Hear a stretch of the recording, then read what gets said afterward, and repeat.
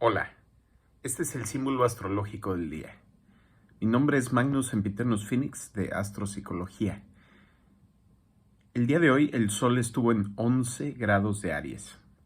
El símbolo Kosminski de 11 grados de Aries es un druida cortando la bellota del roble sagrado con una hoz de plata. Es muy interesante este símbolo porque el rito original druida era con una hoz de oro y no era para cortar la bellota, era para cortar el muérdago. Y el muérdago es una planta parasitaria que habita en las ramas de otras plantas, de otros árboles. Entonces, en el momento en el que se deposita sobre un árbol, porque el muérdago no tiene raíces, se alimenta de la savia de la otra planta. Entonces, tiene un fenómeno bien interesante que en el invierno, cuando el árbol, que es el huésped del muérdago, más bien el anfitrión del muérdago, cuando el anfitrión no tiene hojas porque tiró sus hojas en el otoño y se queda sin hojas, frutos ni nada, el muérdago sigue alimentándose de la savia y mantiene sus hojas. Entonces, el muérdago tiene unas pequeñas moras blancas, las cuales estaban asociadas a la fertilidad. Por eso la tradición de el beso debajo del muérdago. ¿Pero por qué está asociada a la fertilidad?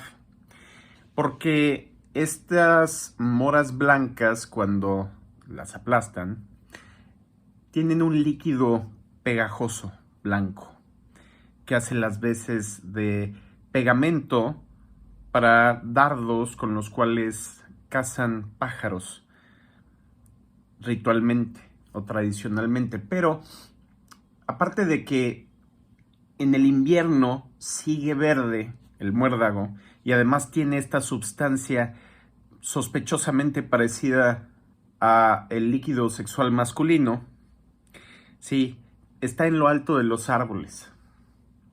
Y entonces está asociado este muérdago al roble. Y el roble es el árbol al cual más frecuentemente le cae los relámpagos, los rayos. ¿Sí? Entonces, los rayos son los fenómenos naturales asociados con Júpiter, Zeus, Thor, Odín, etcétera. O sea, con todos los dioses del cielo y de la iluminación, pero también de la fertilidad. Entonces, piensan los antiguos druidas que esta planta es pues como una deposición seminal de el dios del trueno, ¿no? Entonces, y mantiene su verdor durante todo el invierno, mientras el roble, no, el roble pierde sus hojas. Entonces, se cortaba este muérdago como ingrediente de pócimas de fertilidad, de rituales, uno de esos rituales siendo el beso debajo del muérdago, y lo hacían con una hoz de oro, y el oro es representante del sol. Es el sol, Leo, es simbólico del oro, o tiene una asociación simbólica al oro, ese oro alquímico, pero entonces, si el sol tiene la relación al oro, ¿a qué tiene relación la plata? A la luna. Entonces, si hay un ritual de luna que se hacía con una hoz de plata, que era tal vez cortar las bellotas, ya sea con un cuchillo o una hoz de plata, pero plantarlas a la luz de la luna en la noche. Y en estos rituales de plantar bellotas para asegurar el crecimiento del bosque, lo que se hacía era comer hongos alucinógenos. Entonces, esta asociación entre Júpiter, Zeus y todos estos dioses y la iluminación, y es la iluminación no nada más a nivel espiritual, que puede ser iniciada por alucinógenos o por algún otro viaje espiritual. También su versión literal, pues es la iluminación que se genera cuando se quema la madera del roble. Y el roble es una de las maderas, al menos europeas, más energéticas que hay, más duro, más duras, más densas. Era utilizado para barcos, para muchísimas cuestiones rituales. Y en todas las culturas casi vemos las hojas del roble, las bellotas, como símbolos de victoria, de fertilidad, de sabiduría, etc. Entonces, el que corte la bellota con la hoz de plata, que representa la luna, es como cortar la fertilidad o tratar de ir hacia la fertilidad, pero es una fertilidad que, a diferencia del muérdago, que es más como de los dioses, es una fertilidad más humana, ¿no?